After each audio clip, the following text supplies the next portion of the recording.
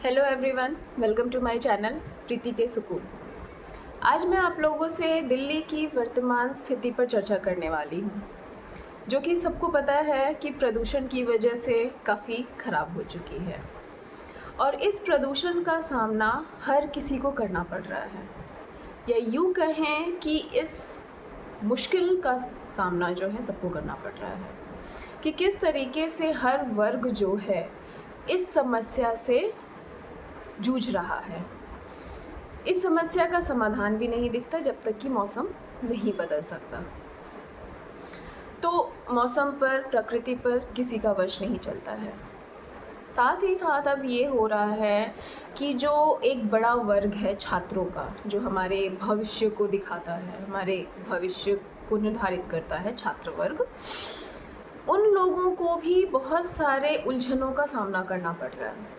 सबसे पहले तो जो छोटे बच्चे हैं उन्हें ऑनलाइन क्लासेस जो है वो मुहैया करा दी गई कि ठीक है, आप ऑनलाइन क्लासेस करो, आपको बाहर निकलने की ज़रूरत नहीं है क्योंकि प्रदूषण बहुत है, बच्चे बीमार पड़ेंगे। यहाँ एक चीज़ हम मिस कर जाते हैं जो मेरी नज़र में है कि छोटे बच्चों में जो रोग प्रतिरोधक जो क्षमता होती है वो सबसे ज़्यादा होती है, वो सबसे जल्दी रिकवर करते हैं।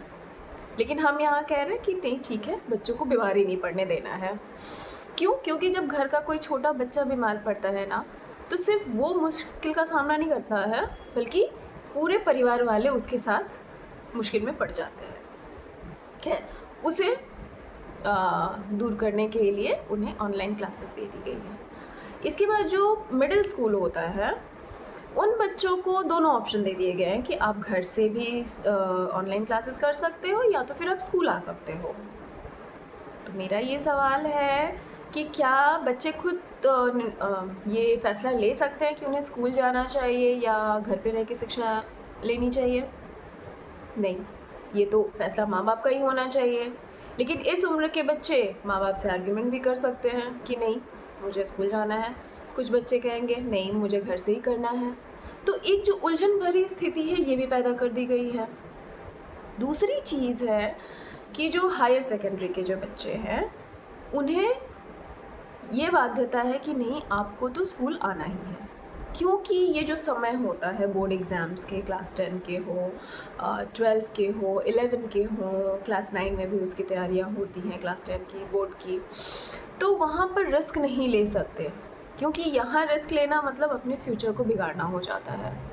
तो यहाँ पर सबसे ज़्यादा ही ध्यान देते हैं, चाहे घर के लोग हों, चाहे स्कूल की टीचर्स हो, चाहे बच्चे हों, थोड़ा उन्हें भी मोटिवेट किया जाता है, उन्हें समझाया जाता है कि नहीं, यहाँ कोई गलती मत करो। तो जो वो बच्चे बाहर जा रहे हैं, क्या वो बीमार नहीं पड़ सकते हैं? मान लो एक दिन वो क्लास करने गए कि नहीं, हमें सिलेबस कंप्लीट करना है, हमें पढ़ाई करना है, और अगर वो बीमार हो के 10 दिन घर में बैठ गए तो ये कौन देखेगा? उन्हें आने के लिए बाध्य किया जा रहा है कि नहीं, आपको तो स्कूल आना है। उनके लिए प्रदूषण नहीं है, उनके लिए प्रदूषण ख़त्म हो गया है। और जो छोटे बच्चे हैं जिनका अभी ठीक से ये भी नहीं पता है कि नहीं हमें क्या पढ़ना है क्या नहीं, उन्हें घर में बिठा दिया गया है, जबकि वो जल्दी रिकवर होंगे। उन्हें मुसीबतों का सामना ही नहीं कराया जा रहा है। और जिन बच्चों को मुसीबत में भेजा जा रहा है कि नहीं, आपको तो जाना ही है स्कूल, आपको तो करना ही है, अगर वो बीमार पड़ गए तो सोचिए उनके भविष्य का क्या होगा। तो ये जो एक उलझन भरी जो स्थिति पैदा हुई है, मतलब मेरे हिसाब से ये लगता है कि इस पर थोड़ा गहराई से सोचने की ज़रूरत है सबको, कि क्या सबके लिए एक जैसे पैटर्न बनाने चाहिए, या जो पैटर्न हम बना रहे हैं उम्र के हिसाब से सहूलियत दे रहे हैं या जो बाध्य कर रहे हैं, वो किस हद तक बच्चों के लिए सही है और उसका भविष्य पर उनका क्या असर पड़ेगा, मतलब आने वाले एग्ज़ाम्स पर। एक तरफ हम बच्चों को कह रहे हैं कि नहीं, आपके तो बोर्ड एग्ज़ाम्स हैं, ये हैं, आपको आना है। दूसरी तरफ जो पीछे के जो बच्चे हैं, मतलब जो छोटे बच्चे हैं, उनका बेस ही हम वीक कर दे रहे हैं, क्योंकि उन्हें हम घर में बिठा दे रहे हैं। और यहाँ फिर क्यों हम उन्हें बुला रहे हैं? क्योंकि हमें भविष्य का जो बेस है वो कमज़ोर नहीं करना है।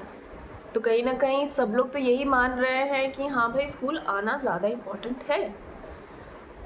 या फिर अगर आप घर से शिक्षा दे रहे हो तो आपको एक ऐसा सेटअप करना पड़ेगा जो कि ऑलरेडी कोविड में हो चुका है, कि हाँ घर से भी हम ऐसी शिक्षा मुहैया करा सकते हैं जो कि भविष्य के लिए भी काफ़ी जो है वो लाभकारी हो सकती है। तो ये सारी जो चीज़ें हैं, ऐसा नहीं कि बस हाँ पढ़ा रहे हैं, स्कूल चल रहे हैं, जैसे ही मौसम बदला, प्रदूषण आया, तुरंत हम ये सारी चीज़ें लागू कर दें। उसे थोड़ा गहनता से सोचने की ज़रूरत है, और इसमें बहुत ज़्यादा जो रोल है वो बच्चों के पेरेंट्स का भी हो जाता है कि वो किन चीज़ों को अपने बच्चों के लिए ज़्यादा इम्पोर्टेंट समझते हैं। तो अगर आपके भी कोई विचार हों इस पर तो ज़रूर मेरे कमेंट बॉक्स में जाकर मेरे साथ साझा करें। Thank you so much.